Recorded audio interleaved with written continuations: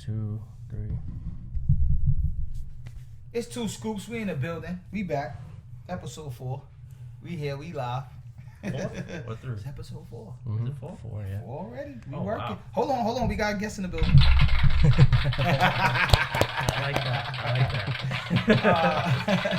that. Reporting to you live from Active Fit, of course, alongside the I call him the Big Kahuna, the CEO, the founder, the big dog, Active Fit, my boy Christian Ramirez. Thank you. Welcome to episode 4. Today we have a very special guest, someone who's been helping me since day 1 with videos and content. And yeah, introduce yourself. What's up, guys? My name's Nick, and I run a business called Nav Lifestyle Media LLC. It's a photography and videography business. I focus on content creation. I work with brands. I do a lot of car stuff because I'm personally into cars. And yeah. Okay, shout out to you. Hold on. I love that. Yeah. A lot of people. Shout out to you, man. So first of all, let's start at the fact that you shoot videos, you do content. Yeah. And how important content is in today's climate of any business. Oh, it's the number one thing. Okay, cool. Like, so let's start off with how long you've been doing this. Videography. So, quote unquote professionally, I would say the past 4 years. Okay. But I've been into videography since I was a teenager. Okay, that's good. Yeah. That's good. So, Yeah. as a teenager, what was the first thing that made you see, I want to be behind the camera? Was it a movie? Was it your favorite television show? You understand what I'm saying? So what sparked your idea for it? So it's actually kind of funny.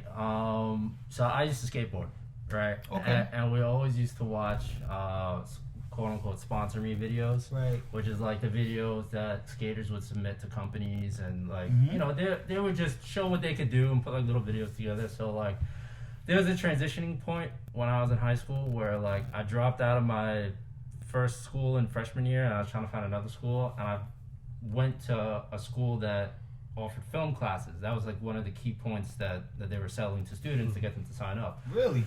Yeah, and around that time, what's the name of the school? Life Academy. It's a charter school within Lafayette complex. Okay. So it's local. It's in Bensonhurst. And yeah, that was one of the selling points. They were like, oh, you can do film, we'll learn how to work the cameras and stuff like that. And I was like, oh, this would be perfect. We're always trying to make skate videos. So I was like, oh, this is perfect. I'll learn how to do it here, and then I'll just go and do it. Right. So it kind of started from there, and then I think my first camera I got when I was 15 or 16 or something like that. It was a Christmas gift, a little BS camcorder. Yeah, of course. You got to start somewhere. You got to start with something, That's know? Right. And I had found it on Best Buy's website or something like that, and I asked my mom for it for Christmas, and we used to use that to film all the stuff that we would do. I think I only ever fully completed one skateboarding video. That's somewhere. How old were you at this time? When the video was done, I was maybe 17. And it was okay. It was a class project that I had to do for my final thing. I was like, oh, I'll just make a skate video. Right. And I submitted that. I got a B or something on that. Right. But yeah, from there that's when I learned it, and then I kind of strayed away from it because all right, I did that. You get into girls, you get into other things, you get into cars. Hold on, I gotta hold on. Definitely get into girls. You start getting into other things right. pulls you away. So I wasn't skateboarding as much. I started to die down. I started to want to work and save money to buy a car and do this and do that. So I kind of started straying away from the video aspect. And then when I was in college, it was kind of a repeat of what I went through high school. I went, didn't know what I wanted to do, dropped out, and then I went to another school. I went to Kingsborough. Okay. And I was there, and I was like, I don't want to be one of those kids that just goes to school and it's oh, I got a liberal arts degree, or I'm just in school to get another high school diploma. So I was like, oh, I was interested in film a couple of years back. Let me see where that takes me. And from there, I just kind of learned a little bit in school, started doing my own stuff. I bought an actual camera now. It wasn't a little cheap camera. But you still have, even through all of this process of gotta talk about the girls.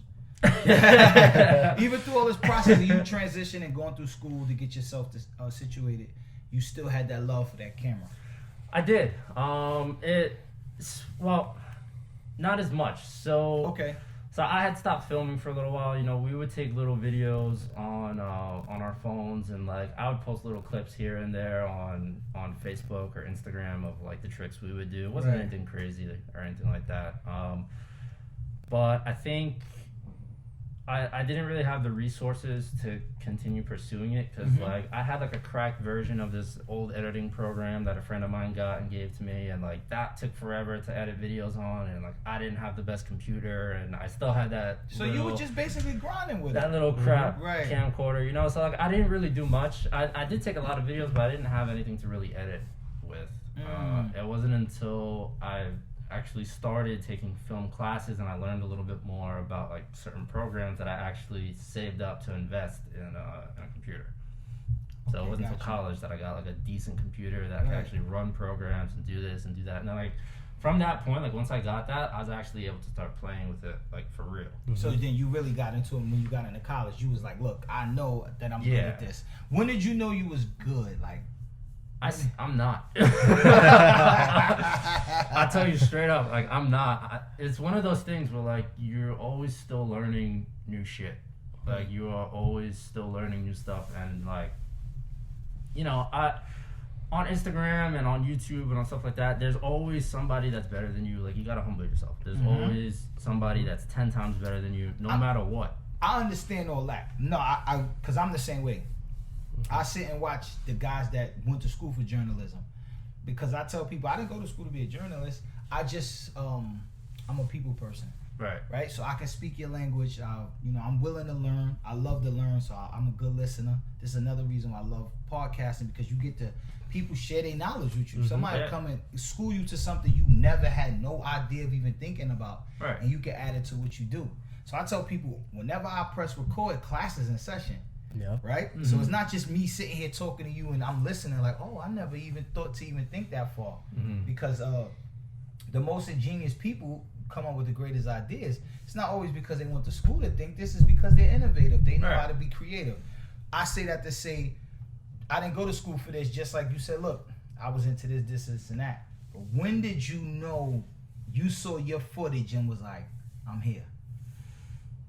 Like I said, I still don't think. but I think I know what you're looking for. You're looking for like that transition point where you realize where like, you know, this is something I want to keep doing. And, yes, and keep like you saw pursuing. something you did. All right, I'll give you a perfect example. So you've been shooting the active fit footage. Right. I saw one of your videos that it went from like a piece from like somebody skateboarding to somebody boxing. Yeah. And I'm like, holy shit, this is really professionally done. So for you to say, oh, I'm not there yet, to the rest of the world, it's like, you understand what I'm saying? So when I'm looking at it, it was like, I'm going to be honest, when I saw the video, I thought, damn, I don't know what Christian's budget is, but he's spending some real big money. You understand what I'm saying? Because it looks that good. So did you look at that video and go, because you got to dust your shoulders off a little bit. You got to go like this a little bit. I do. And to be honest, I watched that video this morning because I was like, that. So that video, I get good feedback on it a lot. Christian loved it. You just gave me good feedback on it. No, it's everyone on the team. And I see, I don't know you. You know what I'm saying? So I'm not saying it like, oh, because you sitting here. I'm talking about when I first saw the video, I was like, oh, he spent some money.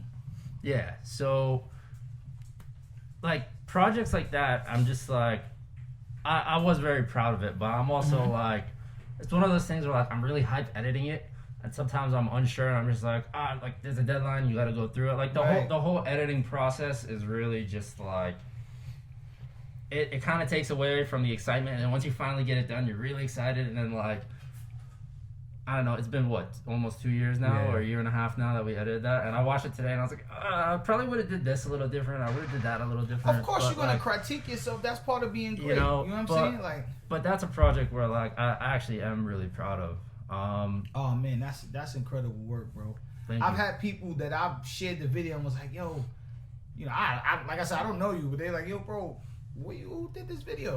I'm like, yo, bro, you got me at least like, bro, starting at like 15,000, bro. They're like, damn, bro. I'm just talking shit, but I wish. Yeah, I was gonna say. But I'm saying it goes to show you the mindset of people when they see your work, because I just threw that out there just to play around. Like, yo, bro, if you at least got like 10,000, my boy can probably make calls for you. Alright, bro, man, you killing me, bro. But it goes to show you people are watching. Because that's the biggest thing in this business.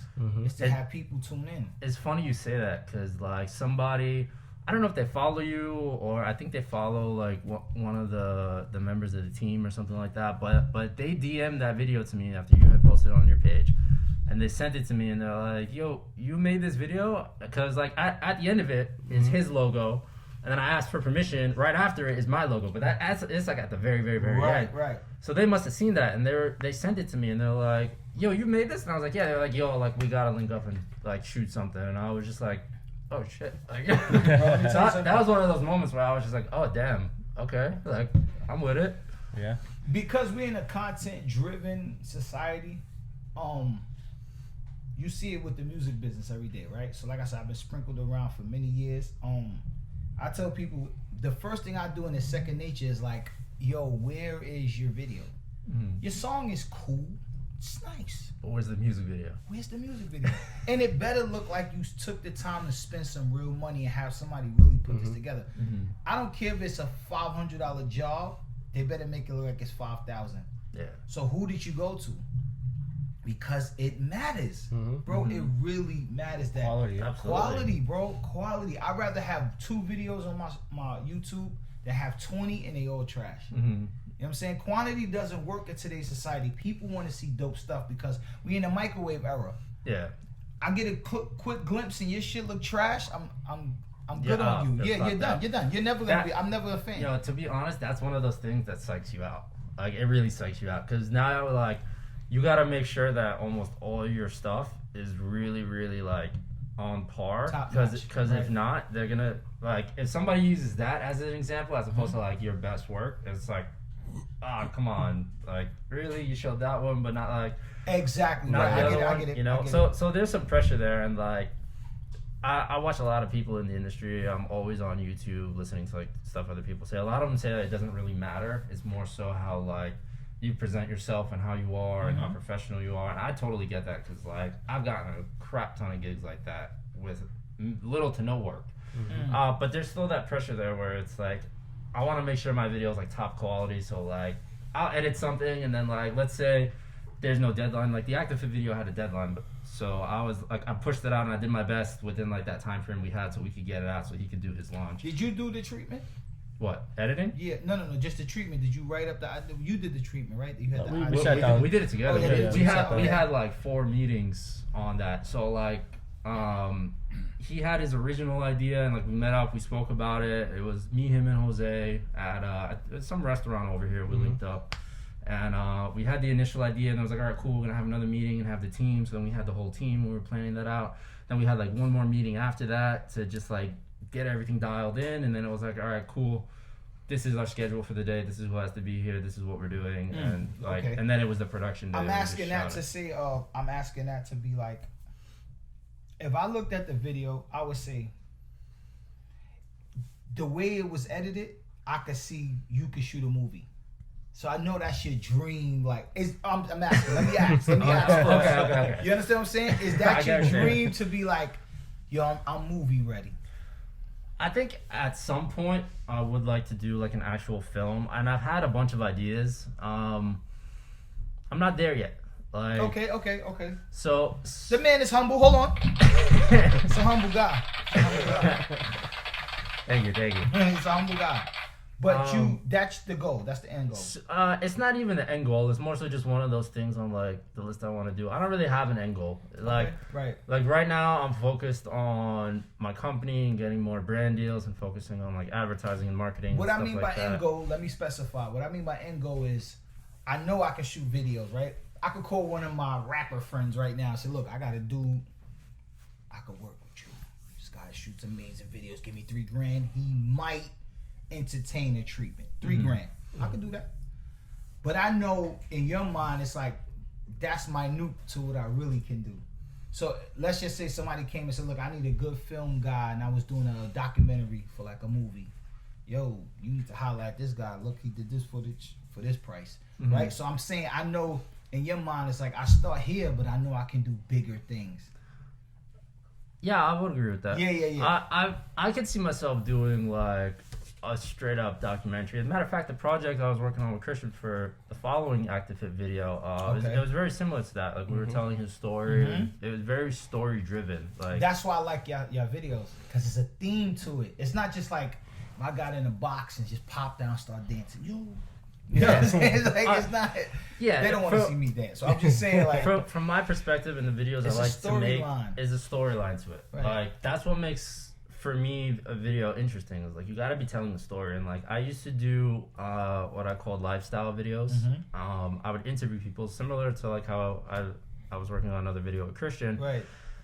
And I would try and get them to tell me their story, and then I would try and film footage that correlates to the story that they're telling me. And I did a handful of these. One of them I did got pretty decent viewing on it.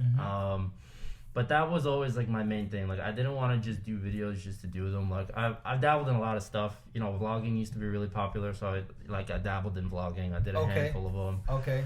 But I felt like the story aspect wasn't really there for me, so I turned away from that, you know. And a lot of the brand stuff I do does revolve around storytelling. Right. So it's pretty cool to be able to implement that. So I feel like if I was to transition into like documentary filmmaking and like working in the actual film industry, I think it wouldn't be too crazy of a transition. It would just be probably on like a bigger scale. You know, that's what I'm asking. It's like, I know I can do this, but if I really stretched it here, I could show you something, right? Because part of your editing is your creativity, right? Because that's what's gonna make you unique from somebody else up the block that shoots videos. Yeah, is the fact that I know creatively I'm gonna see little knickknacks that you don't see. Oh well, that's everybody. They ingrained this into my brain in one of my classes in film school. Was like, so there was this class I would take where we would watch films. It was like a film analysis class. So you would watch the film, and you would kind of break down the film, why they chose this shot, why they chose that, and that was pretty much what we did. But the instructor would always tell us, like, you can give all three of us. We could all just go and have like the exact same script. We'll all come back with a completely different film. 100%. Right, 100%. Like mine could look different. I could have used different shots. I could have made the colors a little different. I could have used, I could have looked at the actors and been like, oh, like this is a really brolic dude, and Christian could have looked at it and been like, nah, this dude is like pretty wimpy, and have like two completely different actors. 100%. So it comes down to like a perspective too, in a sense. Yep. Yeah. Your perspective, like I view this, or you might zoom in on one character more, and he might take another character and be like, I think he should be the. So that's why you need a team of creative minds. That's why I asked, how did y'all go about creating a treatment for that video? Yeah. So I had. So Christian had sent me some examples of things that he was interested in, and from that I kind of took a little bit of inspiration from it. So the one main video is by this filmmaker. His name is Sam Colder. I don't know if you ever heard of him, I'll tune in. He's a really dope cinematographer. Yeah, one of the best. He's one of the best out there. He had done something for Gymshark. And like there was also a couple other videos Christian sent me, but that one really stood out to me, and I was really like, what's his name again? Sam Colder. Sam Colder. I'm gonna text you later. Text me the name. Yeah. Let me tell you something, people. Yeah. This is 2Scoops. This podcast is to for y'all to tune in to everyday business and people from your walk of life, right? So you can see Nick somewhere. Don't approach him and not have your checkbook out. This is business, right? Let's keep it in perspective, right? This is business. Don't approach him and not have your checkbook out, but it's always good to have a conversation with a like-minded person. Yeah. But if you're talking business, pull out your checkbook. I just want to be frank on what this is, but and for the record, I also have PayPal, Venmo, QuickPay. There you go. Look. I got Cash App, Bitcoin. Listen, he's a Bitcoin. I got everything. Bro, we take everything. He got guys. Listen, he even got somebody that could get in a parachute and say, "Look, for the price is right, I'll jump out." Look, this guy's creative. Yo, we'll send a pigeon, bro. In a bottle, right? With a bottle, with a note. Yo, check this out. I mean, because I tell people you gotta really tune in. Like we in an era where you don't have to sit in the classroom no more. No. Learn to listen to people that's from your walk of life. That's a whole nother conversation we're about to get into in a little bit. Oh no, we getting into it. This is 2 Scoops. This is what this is. Well, let's wrap up what we were just talking about, and then we'll jump into that. So pretty much like he showed me a bunch of videos, and I kind of dragged some inspiration from there. And one of the main things about it was I didn't want it to be quote unquote basic like my previous videos. And again, obviously to me, well, to you think I'm being humble, but to me I'm being like, I'm really just critiquing my past work. Right. But I wanted to go the extra mile with it. So like every single transition, every single shot that you saw in that video was written down on paper. Not like I didn't even type it up. Like I wrote it down on paper, and Ole actually got a shot of me because like he was bored and playing with like my gimbal and my camera setup. So he has a shot of me literally going through my shot list. It was like 3 pages long. I was like, I even had like times. I was like, at this time, this person's gonna be here. The sun might be here. If it's raining, if it's cloudy, look, we're gonna be here. So I want this shot. I want this transition. You really. Yeah, we planned it pretty well. Right. I pretty much broke the entire video down before we even touched the camera. Like that was one of those projects, and I like in that aspect, I'm also really proud of because like I planned shot for shot, and it was also one of those things where like I knew all the locations before we pulled up to them. But that's called what's that saying? No, it's just you don't prep right. Poor performance is Plan to fail. It was a proper preparation. You plan for poor performance. You understand? You prepped it right. You know what I mean? You went step by step. So I tell people, I may not have a blueprint to podcasting, right? But because I'm such a people person, I know how to just feed off your energy. I'm an energy person. Yeah, so what you give me, I can give you back. So I mean, that may be my talent, but somebody else, they come with a list of things, and you know what I mean. So I asked Christian earlier, who we interviewing? Oh, it's my guy Nick, ill on the camera, photographer, photographer. I said, okay, cool.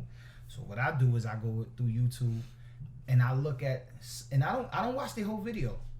Because when people are doing music, you realize the first line, your opening line sets the tone. See, that's what happens in music with the great artists. Oh yeah. Right? From Prince to Madonna to Whitney Houston, their opening line on a song sets the tone. So when I hear people talk, that's how you set the tone. So that's why I said he's being humble, because I know how much you're doing your homework from what you're saying. Yep.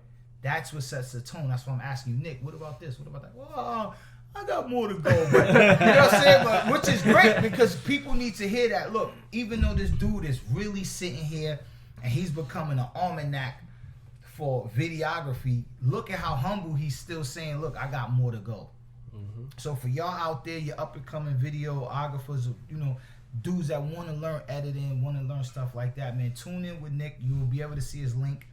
Of course, when we post and start promoting for episode 4, and get in tune with him, man. Even so, I say personally, because the way you breaking things down, I know how to stay in my lane. Let me say that. I'm gonna stay in my lane. So tomorrow I'm not gonna go buy a camera and say I can do what Nick can do, because it makes it sound so easy. What I'm saying is, for the people that do what you do, they need to stay in tune. Yeah, there's a lot of people like that too. Yeah, it is. Of course it is, because it's you break it down so simple. It's like, yo, I could go on tomorrow and just film my daughter. That's it. That's after that, I'm little X. That's another thing you don't want to get me started on. We'll go through this real quick. Yes, come on. We here. I have a lot of different type of clients, and like when I do weddings, they're always just like, I got somebody that could like, take pictures, so we don't really need a picture package, or like, I got a friend of mine, they kind of do video, and I'm like, all right, look, if you want to have them do it. Right. I won't be disrespectful like that. I always stay professional with it. 1,000,000%. But I do always mention, like, the production quality probably won't be as much there because we're more experienced and have all this equipment. You give them the incentive. I like to give people incentive. Yeah. Look, so use that, but we here. Yeah, so you're right. You can't just get up and pick something up and be great at it. But there are people that are like that. You can just get into something, and who knows, you might have a knack for it and automatically. Like I said, I didn't go to school for podcasting.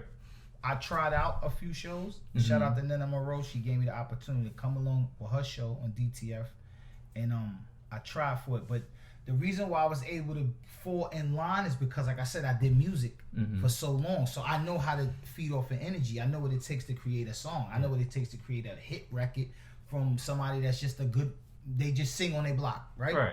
So it's different. I'm not going to wake up tomorrow and buy a camera and say, everything Nick said he does, I can do it. No, it don't work that way, bro. It just doesn't. And this is where I feel like it takes the time. You gotta put the time and the work into it. Like my form of learning is so different than everybody else. Like I mentioned school. What I didn't mention was I dropped out from school. I went to Brooklyn College after Kingsborough. I dropped out from school because I learned more doing my own thing and like screwing around my own videos. So we get here. That's why I was asking you. In school. Right. Yeah. So even with you not going to school, like you dropped out, but you was able to figure more out on your own. Absolutely. That's how I am with doing podcasting. Yeah. Podcasting, yep. Mm-hmm. Because I know, I'm not going to step into the sports lane if you know I call my show Streets Want to Know, right? Okay. And this is 2 Scoops. Is retains to fitness and business, right? Mm-hmm. I call my show Streets Want to Know because the people that are like a Nick on the streets, people may never know. So they need to know who you are. I didn't say... Well, we'll do that one next. No. Hold on. That's just all coming up. This goes full circle. It's a 360-degree angle. We got to get you up there as well to explain to my audience exactly why you have to take these things serious. My biggest thing with people is, like I said, don't wake up tomorrow and all of a sudden you're like, I may not like him, but I swear I can make sneakers better than Kanye. You may not like him, but you know what the process is? What he took to become a developer at his level? Mm-hmm. It's a process, he didn't bro. just wake up and say, I want to do that. Exactly. Like, it's a process. People put the work into it. They do the homework. Yes, I agree, bro. You know, and even if you do wake up the next morning and you're like... CEO's a bully. What? Oh. First video. Even if you do wake up the next day and you're like, I want to... Oh, what's this? No, what are we gonna? Nah, you tuned in. Don't worry about it. We live. This is why we live, people. Hold on. This is why we live, and we tell you Nick is here. I'm getting shy. You guys are playing the video. No. We need to show because this is why. What this is the part of the game I love because I get to highlight to people why it's called professionalism. Okay, so we play ball. But if we went to the gym tomorrow and Steph Curry and Clay is there, I would say, Christian, we might not win. We're going to give it our all. We're going to give it our best because these guys are professionals. Yeah. These guys live for this. So when you see work like this, it's saying to me, like I said, like a shot like this. Look at this. Bro, it's like, yo, this guy knows what he's doing. Yeah, I'm pretty proud of that shot. That's one. That's one thing. That I was bro. It's like right he's not. Too. Yeah, exactly. See, this ain't something you just winging it. It's, you understand what I'm saying? It's, we planned for everything. Yeah, we prepped a lot. Literally every single shot was like... People, you have to go check out this Actually, that might be the only shot I kind of just winged because I couldn't transition. No. You saw that little time lapse? Yes. Like if you go back like 10-15 seconds of like the Trade Center. Yeah, go back. That right there. Oh, okay. So that was one of those things where like I just upgraded my camera and it came with like a time lapse feature. So I was like, let me try it out, and I was like, all right, it fits. But aside from that, like every other shot was planned. Yeah. And this was last year, May 2019. People, I want you to go check out this video. It's called "Welcome to Active Fit." Is that what that dropped? Yeah. Oh wow! I thought it was longer. Nah, yep. Wow, it was only a year and a couple months ago. That's right. So I want people look at this shot. Look at these shots. Look at this. So a lot of this stuff was on a drone, right? Yeah, I used the drone for this. Yeah. If you notice in the first shot, when Ole is on the skateboard, he's the Russian kid right here on the right. Oh, that's the one that Russian came to Ukrainian. I forget. Sorry. He can't. Yeah. Nah. I like him. You talking about him right there, right? Yeah. He's cool. So he did our first show. Oh yeah. So he pulled up to the station before them, and he had his shirt. He had his bow tie. He flexed his muscles on me. I said, yo, yeah. I said, yo, you ready? He said, I was made for this. Shout out to Ole. That sounds like Ole. Yeah, Ole. Shout out to you. He used to skate with me too. Yeah. I've known Ole since I was maybe like 13, 14, something like that. We used to skateboard back in the day. He used to take videos too. He was the one who told me what protein to get. Mm-hmm. Oh, okay. Ole, you know what I'm saying? You'll get this, it'll help prepare you quicker, X, Y, and Z. Yeah, but so there's a shot of him in the beginning when he's on the skateboard, and we filmed that Yeah, it's right there. So that was shot with the drone. That's crazy. Next to the Manhattan Bridge, and him and I must have. I had a skateboard too. Him and I must have gone up and down that hill like 10 times. Just How early in the day was this? Transition those shots. This was maybe like 7:30, 8 o'clock in the It morning. has to be. See, that's why you gotta get up early. It was bird gets the early. worm. I wasn't there. No. Yeah, he wasn't. I wasn't. There was a shot. So there were scenes before this that we were filming too, and with Brandon, and we started filming those at 4 or 5. 4 o'clock in the morning. It was raining. I think. Training session 6 p.m. Look at that. Shout out to Ole because he said something very instrumental when he came to do the interview. Because I started him off before y'all came. Yeah. I said, Ole, what made you want to get into fitness and get your muscles right and all this? She said, man, when I was young, this girl broke my heart. Oh my God. Yo, He did not say that. He did? That's one of the main things I remember about him. Oh I said, my wait a minute, God. hold on. That was your motivation? He said, look, I'm not going to come on your show and start lying. I mess with Ole. That's my Oh dude. my God. He said, yo, man, That's it great. made me go incredibly hard. That Now is- look at me. that I know is she's great. looking at me right now. I remember when he started getting into fitness Yeah? too. Yeah, he used to go to Bally's like every single day. Before that, he was like These just shots work out are at home incredible, and like man. constantly. These shots are incredible. And just for the listeners that First you of know all, at home, the female that's in this video, I'm very scared of her. She did push-ups and clapped another man's hand. I wouldn't try her at all. I wouldn't try her. And I'm 6'11". I'm not really 6'11". I'm 6'11". No lie. As fit as everybody is here, I apologize to all of them because a lot of those push-up takes took a few tries. So they were a little shocked by the time we finished this up, but it's all right. Active fit, Yeah. You know, they got their exercise. Listen, hold. So I need my sound machine. Because I need people to understand we salute. You know, I salute up and coming greatness, man. And I tell people, so with the climate we in, I don't want to lose track. With the climate we in being that you're a videographer, you very well in shape yourself. When this climate hit, as far as what we dealing with this pandemic, how much did this hit you? Like, whoa. You know, how was the transition for you? I mean, you know, I pray that your family was safe and everybody was good. And So everyone in my family's healthy. You know, God willing, everybody's still healthy, and they've been healthy throughout the whole thing. We were all paranoid as hell when it started. Like, I didn't want to go anywhere. I didn't even want to go to work. I was like, I'm not doing it. So when the pandemic started, I was actually doing a full-time freelance gig for this company in Long Island. Okay. And at first they were like, you know, we'll come in and just.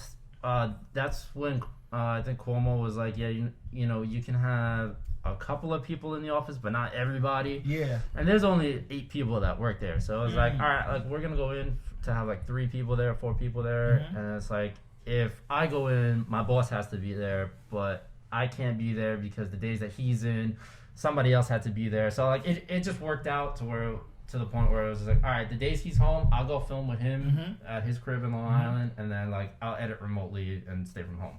So it didn't really hit me that hard financially. It definitely was a little bit of a switch up. Like you probably heard before, Christian and I were talking about podcasting, so that was one of the things we did at that job. Right.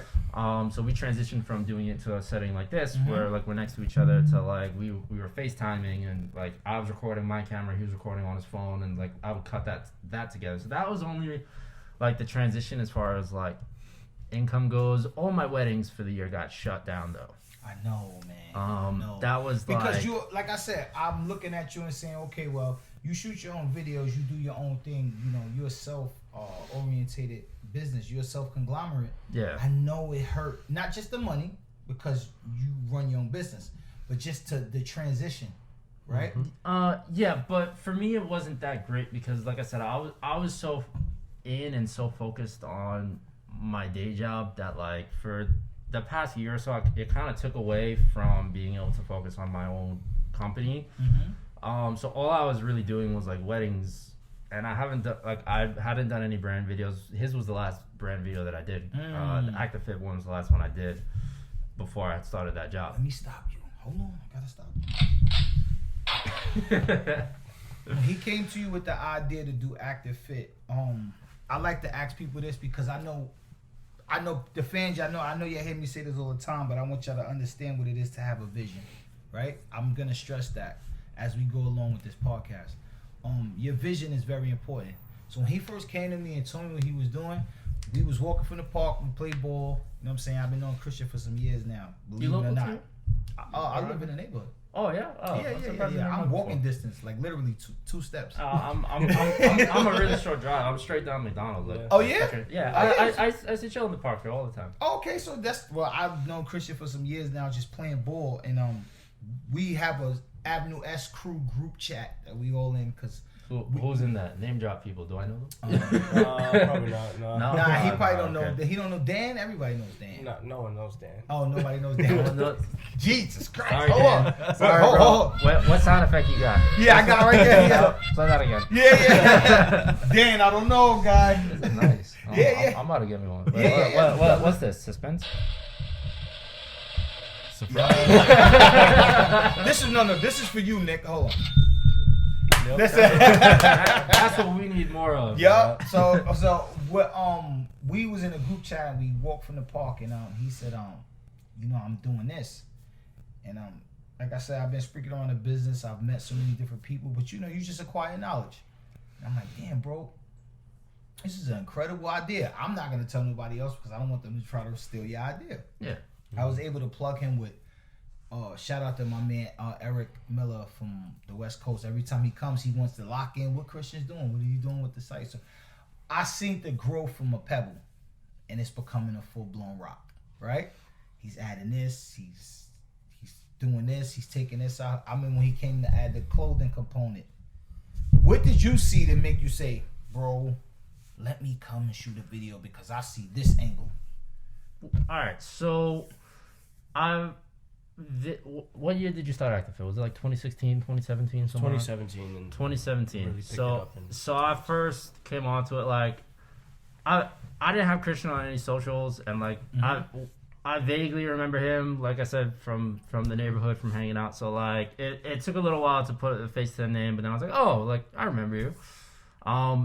But when I first heard of the brand, it was also funny enough through Ole because I still had him on social media and I saw him starting to represent the brand a little bit. So shout out to Ole. We gotta get Ole down here. We gotta get Ole back for an interview. We do. I want to be here for that. Yeah, you have to be. But yeah, so I saw that, and then I think Christian was looking for a videographer. I don't remember what you were trying to do. I think he was trying to vlog or something, and Ole sent that to me, so I checked that out. I spoke to Christian a little bit, and that was when he first came on the radar a little bit, you know.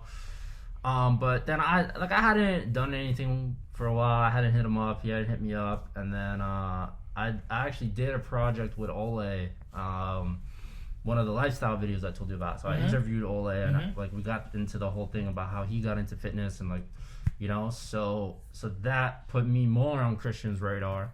And then we started talking about it. I started looking at his brand a little more, and he approached me to do a video. And like, I saw what Christian was trying to do, and I felt like I even still feel, and like from the beginning, I felt like it could actually go somewhere.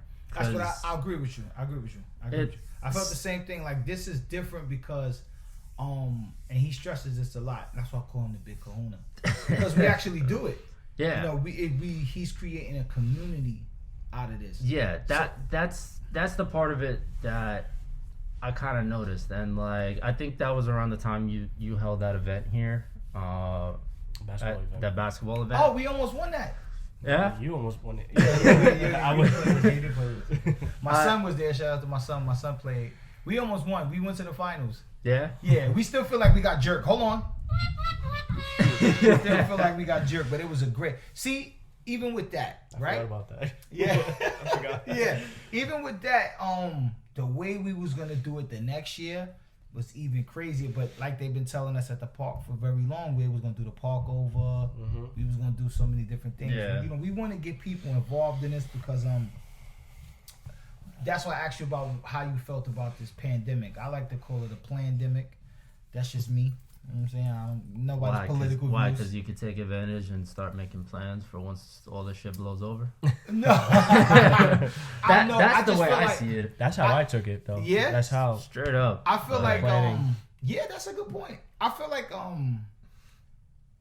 we ain't gonna get into too much of this because I don't like to go into this too much, but I just feel like I call it a pandemic because I feel like these people they knew kind of what was going on before we did, right? Do you feel like they planned this?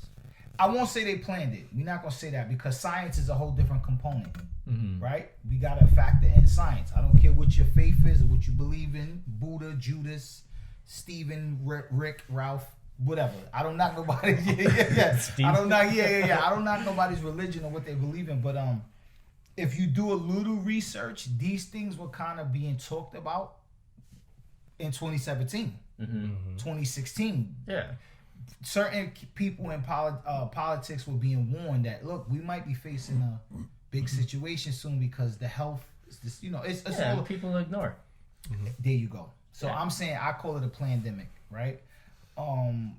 As time go on, we may not know what's going on with this until 10 years later and they come out and say this is what it was or this is what it was. But absolutely. One thing I do know is if you structure yourself business wise right now, I think you could come out on top. When I mean on top, I mean really on top. In what sense? Financially first, because we're going through a shift. We're going through a shift financially that it's never been. This time is going to be documented for how many successful millionaires and billionaires come out of this pandemic. If your head is on right? Because right now you can. Okay, I'll give you a perfect example. My boy flat broke 2 years ago. When this hit, he was ahead of the curve. He started designing his own mask. He just bought his own house in Georgia. Nice. Like real talk, off of mask. So he was ahead of the curve. Like, yo, bro, I think we going that's in this one of those direction. things, and a lot of people, and I think I even mentioned it to you, was getting into the mask game. People were making bank off it. Yo, and bro. There was people even putting like really controversial and political ones, like right out the get. Like they jumped on it, and I was, people joke around saying like, oh, like they got both. Like, yo, who cares what he has? He's selling both. Exactly. He's gonna sell both sides of that mask. Yo, they bro. do not care if they sell the other one. They're just gonna rock it. And that's funny you say that. You see that's what I mean about great ideas. You understand? He came right out the gate saying he had phrases on the mask like eat fuck better. This mask. Or, No. Shit like stupid shit like that. Okay. You need to eat better, put away the McDonald's and eat more greens. And it was printed on the mask first. Bro, he was doing this at home. Then it grew into he would put pictures of Fauci wearing no mask. Does he know it all? Phrases like that. And he was also raising awareness of what was going on. Bro, he caught this in the 2019 when he was watching saying, bro, I was seeing it unfold from China. I jumped right on it because I saw what China was going through. Wuhan, specific. Wuhan. Okay. He saw what they was going through, bro. He brought his first house in Georgia, so nice. Shout out to him. And I'm just saying that to say, I think if people could curve out the next 36 months, you could change your life forever. We in a transition in a world that financially, bro, before this shift, whether it goes left or right, like I said, whatever your religion is, whatever you believe in, whatever you understand, I know business-wise, if you get your business together in 36 months, I feel you could be set for the rest of your life. Y'all may feel different. I feel financially, you off to the races. They said billionaires became richer during COVID, right? Elon Musk, Warren Buffett. This is what these people are. They don't want no parts of what's going on. Funny enough, I feel like for whatever reason, I think it's just because everyone was home and they felt like spending their money, or everyone got stimulus checks, or I don't know what the deal was. Everybody was buying shit. Literally everybody. But you gotta so let's ask the question why. Not just because everybody ran out and brought all the toilet paper. I couldn't find toilet paper nowhere. I'm not even talking about toilet paper. Right. I'm talking about like I tried to go to the bike shop to pick up a bike. The line was literally around the corner, and I could not. I couldn't get inside. Like they were empty, and the dude inside, he was like, "Yo, we have been sold out of bikes for the past 3 months, and this was in like April. Mm-hmm. He was like, I "Yo, thought you went better. everyone's been buying. As soon as they come in, gone." I just went and brought my daughter a brand new bike. June. Let's say July. I want to say July, right? Oh, I'm sorry. I want to say July. I brought her bike, bro. We stood online for an hour and a half. I'm not even trying to be funny. Everybody was buying bikes, but I will say this to people: I'm proud of the fact that when this hit, for the most part, some people did decide to get active fit. I like that. They decided to say, you know what? I know what this is for the most part, because we still don't really know what's going on. Yeah. Okay, cool. But we do also know from what we've been told, and we can all agree on, it's the time to make a lifestyle change. Yeah. Shit you're eating. And that's what I was going to say next. I think people also just kind of took the opportunity, specifically with bikes and stuff like that. Shout out to me. Hold on. I lost 70 pounds. Shout out to me. I think it's one of those things where, like you said, people just kind of took advantage of, like, we have the extra time now, so, like, let's try and be active. And I think bicycles was one of those things where, like, all right, I'm going to get a bike and be more active. But not just bikes. I feel like people were just spending money on everything. Prices on everything was dropping. Everything was selling out because where do people get stuff from? A lot of stuff comes from China, so you couldn't get, like, literally anything. And who's this guy? Because I'm learning as I go. You got to follow me. I'm not really school savvy. It's cool. But I learned from you guys. But I know I clicked on Jeff Bezos. They say he became, bro, in the time span when they started the pandemic, to when we went into phase one, bro, he was like $60 billion richer off of Amazon alone products. That's amazing, bro. That's nuts. That's amazing, bro. He makes and don't quote me. Hold on, don't quote me on this. I'm just saying, go do your own research. I know he became as close to Warren Buffett and Bill Gates and them, even more, right? He's a trillionaire. Yeah, he's a trillionaire, bro. They said from during the pandemic, just with Amazon alone, he made like $60 billion. He makes I think like 5 to 10 billion a day now. That's amazing, bro. It fluctuates, but you couldn't make me that rich. I would grow dreads. What? Bro, listen. I would grow dreads even if I look at that. Jesus Christ. 183 billion. Damn. No, 183.6 billion. That's his net worth. Yeah. Jesus Lord. How do you be that rich? By creating Amazon. But he's created a whole world, you know. Right. He started the fast shipping. It's insane. That's one of those things where like he really revolutionized for shopping. consumers. He's like, you got everything you could ever need, and that's like one of the key things for business is try and figure out like what your customers need. 200 billion. This is how he created convenience. People, listen. This is 2Scoops. We bringing you the best content in the world. And we just starting out, episode 4. Please state your name again. I like the people. I want you to get familiar. My name's Nick from Nav Lifestyle Media. There you go. Listen, you will see the logo pop up. You even want to see it on my page. Please don't run up on this man and not have your checkbook out. That's all. Now I'm not saying he's gonna break your pocket, but you gotta talk to him in numbers. Numbers is the key to the universe. We could agree on that, right? Mm-hmm. Year after year, we get older. Year after year, we like to keep our health in shape, right? We like to do things where we active fit. Hold on. I have a question. So, have you noticed any type of content change from pre-pandemic to currently right now? Like after, we're still in the pandemic, but have you noticed any social media content change? You mean like out there in the world, or like yes, in general, my personal? Both. I want to say both. Or what I was creating.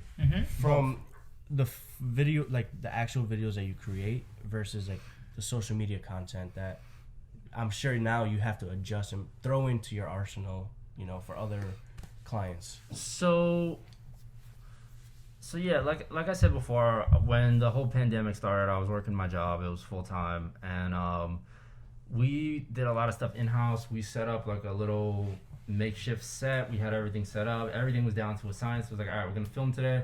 We got this light here, camera there. This is in the background. This is how we have everything set up. Audio, boom, done. Once we couldn't go to the office anymore, we had to start being creative about like how we can film. So the videos got a little bit boring here and there, but they also got more creative in the sense of like the set was more boring because we didn't have the office. We didn't have that anymore, and I wasn't going to go into the office during the middle of the pandemic. I was like, you couldn't get me anywhere near there. So we started getting creative. We're like, all right, we'll just put a backdrop up. We'll just speak, and then like we'll just fill everything with creative footage on top of it. So that kind of transitioned the videos to where it's like, all right, now we're doing more creative stuff to hide the ugliness from not being in the studio space anymore, quote unquote. And so that was kind of the transition there. I feel like a lot of people started taking advantage of the free time they had to create more of their own content. You know, the streets were empty. Car photographers, you could park up in the middle of Times Square. Cops would not say anything to you. They wouldn't even want to go near you. That's a fact. Yeah. Like, you could be in the middle of Times Square. People were shooting music videos. Christian wasn't talking to me for like months. And I live, like I said, walking distance. He would be like, yo. Why? He's lying. I don't even know. No, across the street. Yeah. I'm messing with you. I'm like, what happened? Like, no, yeah. You heard what he said? He said he stopped everything. He stopped holding me. He said, why? Hold up. Is there some drama here? No. Are we switching to a therapy podcast? I understand. Hold on. Oh, where's my laughing? Yeah. That's out. Damn, he laughed that long. We ain't gonna use that again. We can't use that again. Yeah, that was too long. Yeah, bro, too long. I was seeing a lot of resistance from the people with the police. Like, yo, I need help here. They're like, look, I'm gonna figure that out. Like, pretty much, it was like the streets were empty, and let me ask you a question. Like getting pulled over. You drive. I do. You said you love cars. We're gonna get into that. Quick, brief. Did you not love the West Side Highway being empty? Bro, I didn't drive on the West Side Highway. No. I didn't go anywhere near the city, and I regret that so much. Because like my boy was going out and filming like historical photographs of everything being empty. Bro, I was out there. I was so jealous for not doing that. Yeah. I was like, yo, I should have flown my drone. I should have done this. I should have done that. You have to take these opportunities. There was I didn't do any of that. To see Times Square literally empty, I drove through one. And I got up like 4 a.m. I had a Buick at the time. And bro, I really raced on the West Side Highway. I raced myself. Maybe a Liberty cab or something, like an Uber. It was like 3 people, but you know, I'm not the best driver, but I really opened my car up, and bro, you could just fly for empty. You could literally do whatever you want. Bro, I was commuting to Long Island. Normal day. Like my hours was set up to where like I would go there on like slightly off hour. I wouldn't leave till 10 o'clock because I would skip the morning traffic. Okay. I used to start leaving at like 7:30 to be there by 8. I'd get there maybe about like 8:20. No, like 8:10 ish or so. Long Island. To Long Island. It was like a 30-mile drive. And you would it was straight. Yeah. I'd be doing 70 minimum the whole way, just booking it. Like, listen, I asked a cop one day. Like I said, cause my son was living in Baldwin in Long Island at the time. Cop, I would pull up to the gas station to get gas. It was 2 Chargers, like some young kids racing in a Charger. I looked at him. He was like, "I'm not going to get them. They on their own. They on their own." Yeah. He said, "They on their own right now." He said, "This is the time." Yeah, straight he said, up. "Listen, it's Free Willy. They better be alive enough to call an ambulance, bro." Police was not messing with you, bro. They so didn't want to do it. Yeah, this is the time to really learn if you could drive or not. It was also one of those things where like I feel like the crime rate was down because like on the opposite end of that, nobody was gonna rob you. Yeah, bro, everyone was robbing home. you. I wasn't touching you. First of all, he got COVID. Like, bro, you could walk around with like 10 grand in your hand like this in front of someone, and I like straight up they'll be like, "Nah, keep that." Bro, the cop told me straight up and down. He said, "I'm not going near none of that," and it was flying. When I mean flying, it was taking me. I'm not even exaggerating. At least 12 minutes, 15 minutes tops, depending on the weather, to get from here to Long Island. And I was doing about 70, 80 the whole week. You can just fly there. Yeah. Not have to worry about a thing. Bro, there was literally nobody outside. Yeah. It'd be almost scary Like I Am Legend. Mm-hmm. Yo, exactly, Talking to right? Are you talking to a statue? Tell me you're alive. Tell me you're alive. Yo, bro, it was just So it's like, damn, Nick, you should have went out and got that footage. I didn't, but like I said, I was flying to and from Long Island. It was really like it was peaceful. Like the commute out there was one of the things that really just made me like. What's next for you? What's next for you? Really quick, just because I just want to finish up the topic we were talking about. No. You gotta understand. I'm sorry, I apologize. When I do an interview, I'm always all over the place, like bird shit. I'm all over the windshield. It's cool. I'm here to keep us on track. Yeah. So just to wrap that up, like I noticed a lot of people that I was following, they started taking advantage. They started making their own content, doing stuff for their YouTube channels, and that was one of the things where like I wish I had capitalized on a little more, having that more accessibility to film my own stuff and do more stuff to my YouTube channel. But a lot of tutorial videos, a lot of people just trying to make more content for their own brands that I guess maybe they couldn't do before because they had more clients or, they had to deal with their day jobs or whatever the case may be. So I noticed a lot of content revolving around that. But as of lately, I feel like it's kind of transitioned back to normal where like everything kind of seems more normal. I do think a lot of podcasts started up. And a lot of people were trying to figure out the whole remote interview thing. And like everyone had to jump on Zoom. Everyone was doing Zoom podcasts. Everyone was like starting to jump on the podcast wave. So I was just like, okay, like I'm definitely seeing a lot more of that and like tutorial stuff from like people I follow. But that's the transition I say I kind of wanted to see. I think it's kind of died down a little bit. I think a lot of ideas that started, not all of them have still consistency plays a key in that. Oh, absolutely. Right. But even like creative wise, it's one of the hardest things to do if it's not like if you're not like really dedicated to it. It's so hard to easy to slip up. It is hard to keep up with it. It's just like staying in shape, right? Yeah, absolutely. You could be going hard for 30 days. 60 days. That 31st day, you have one off day, you're off the whole week, you're off the whole month. That's it. And just like that, you could slip. Pretty much. I'll be like, man, as much as I want this slice of pizza, I gotta stay focused. That's pretty much it. Like you gotta be in the mindset of continuing with it. And I get it, it's hard. Like I've tried to create content. My lifestyle videos, I stopped doing them. I stopped finding people to interview. But I also, like, I didn't see it as a complete waste because, like, everything I learned doing that was, like, I still use all of those lessons from doing those projects starting out, like, and stuff I do today. So. Right. So, it just spills over. Pretty much. Okay. But, it died. It's completely, like, the consistency it was done. It was done with. Real quick, because before we wrap this up, you said earlier the car component. To cars, I've gotten to cars late. I'm a late bloomer with cars. Okay. But I love old schools. I watch all those old videos, like even from the guys out in LA that really trick their cars out. I'm really into that. I'm not into Pimp My Ride, that garbage. I'm not into that MTV garbage. Hold on.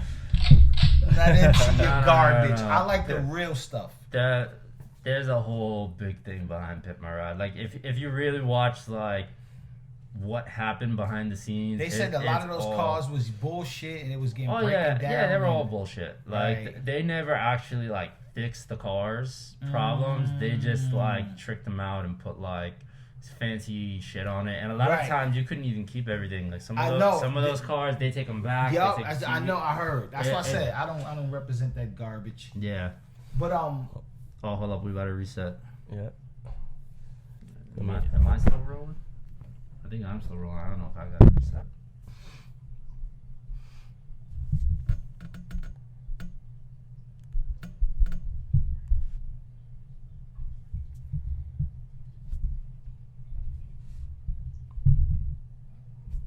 Okay. So, real quick, I want to say, as far as the cars, because you said you into vehicles, what is it like? You do the supercharged, you do the fast, you do the old school. So I've never had enough money to build a super crazy fast car. Right. It's I'm more into the aesthetics of it. So I drive a Mazda Miata, and anyone listening that's actually into cars is probably like, he just drives a Miata. It's a tiny ass car. It's seen as like one of the most feminine cars in the automotive industry. He said feminine. Yeah. But they're also, if you really know about these cars, like one of the most raced cars like in the world, because like the platform is just really, really awesome. Am I cheesy to say I felt like I knew more about cars after following the Fast and Furious trilogy? Am I cheesy for saying that? Am I cheesy? That's extremely cheesy, but I think deep down as kids, that's how almost everyone gets into cars. There you go. From the because I know it was cheesy because it's like it's not really about cars. Is she trying to pull one up right now? Yeah. Go to my Instagram page. Well, yes. Yeah, we could do that. You could peep my Instagram, but Nav so mine's a little special, as opposed to all the other feminine driven Miatas. So mine is actually imported from Japan. Really? It's the third one. It's the third one I've had. And it's not feminine then. It's not. It's right hand drive. So it's imported. The steering wheel's on the other side. That's it right there. The first picture. Yeah. Wow. So that's the car. Yeah, it's right hand drive. Follow him at Nav _lifestyle. Nav_lifestyle. Yeah. And pull your checkbook out. See this car. It's amazing, and you got the steering wheel on the right side. Yeah. So this car.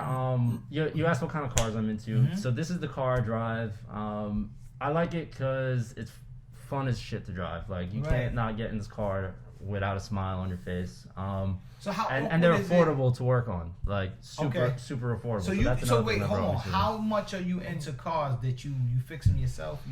I repainted this whole car in my backyard, and it looks great. It looks so much better in pictures than it does in person. But like, I repainted the whole thing. I almost never bring the car to a shop unless it's like freezing out or like I screw up really bad.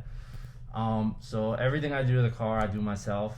Oh wow! I've ripped this car apart and all my other Miatas apart. Like, so do you work on other people's cars as well? I refuse. No? I will not touch anyone else's car. That is such a liability that I refuse to get into. Although to be fair, back in my little car entrepreneurial days, I used to do what's called plasti dip on cars, which I don't know if you're familiar with the product. I'm learning. So it's like this. I'm an idiot. It's like I'm an idiot. It's like this spray-on rubber type material where like back in like 2014 it was the hot shit. Like if you plasti dipped your car, it was like the cheap version to painting it. So you used to be able to spray it on and peel it off and still have your paint job underneath. So I tried to profit on that a little bit. You know, I bought these tools for it. A friend of mine had a spray gun. He lent it to me. So I used to do cars outside my house. Right. I did maybe like 5 cars, and then that in itself became so much of a liability. I was like, yo, if I fuck any of these cars up, I'm done, right? Like, I'm done because like the mistakes cost more than what I was getting paid. So I was like, yo, it's not worth it. I don't want to mess. Yeah, it's not worth it. I don't want to mess it up. So I steered away from that. I only work on my own car from now on. And yeah, this car, I think, took me like 6 months to repaint it just because my schedule was so all over the place. That's amazing. But I finally got it back on the road, and these are the after pictures that you're seeing. This is like 3 days put back together. Like the paint is shining on this. It's all dirty and scratched up now, but this is like 3 days out of it. Maybe like a month ago I took these pictures. Nick, shout out to you, man. You out here living your best life. Thank you. I'm telling you. I got my first car on myself. I didn't ask nobody to help me to get it last year. Yeah? Nice. I got a Buick LaCrosse of 2005. Okay. So now I'm in a Honda Accord LX. What year? 2017. 2017? Yeah, fully loaded. Accords are good cars, man. Yeah, but my dream is to get a truck. Like, see how you did it with this car? Mm-hmm. I'm going to buy the truck of my choice and just trick it out. Just do a bunch of shit to it. What truck are you looking at? I like the Traverse because I test drove it. Okay. The Traverse is really dope. I think I could do some things to it. I'm just want to do that part of it, and then I also want to check out the Monte Carlo. I think it's the 92. Okay. Yeah, okay. Yeah, I'm an old school freak, bro. Yeah. See, when I watched Funkmaster Flex has Team Bartwell, right? Shout out to Flex. He has his own component of him. What Pit My Ride was supposed to be. Flex kind of took the torch and did it the right way. I'm unfamiliar with okay, it. so you ever tune into so if you ever tune into YouTube, put in Funkmaster Flex Team Bartwell, and he fixed all the famous rappers will go to him and he'll do your old school car. Okay. And bro, when I mean he has his own tools. He has Team Bartwell tools. He has Team Bartwell.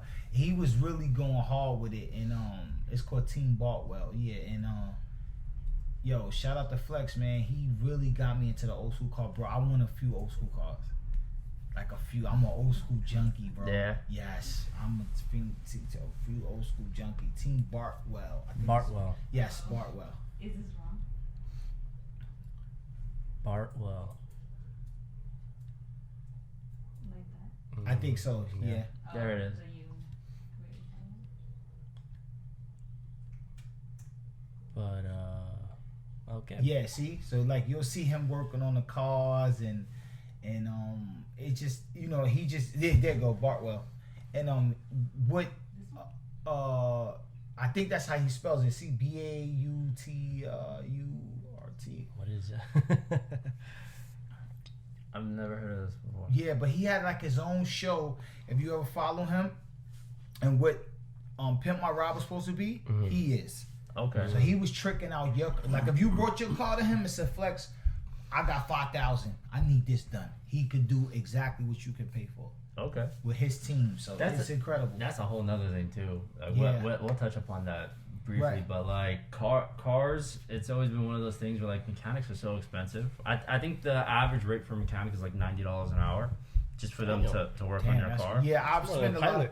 So Jesus. so Nah, bro, I spent some money on my first car. bro. So things like that, like even on my daily car, I just like I do all the maintenance myself. Unless I break something, I won't go to the shop. Just because like you save a lot. Because like no, of course you do. If you know? learn how to do it yourself, or even something as simple as changing the oil.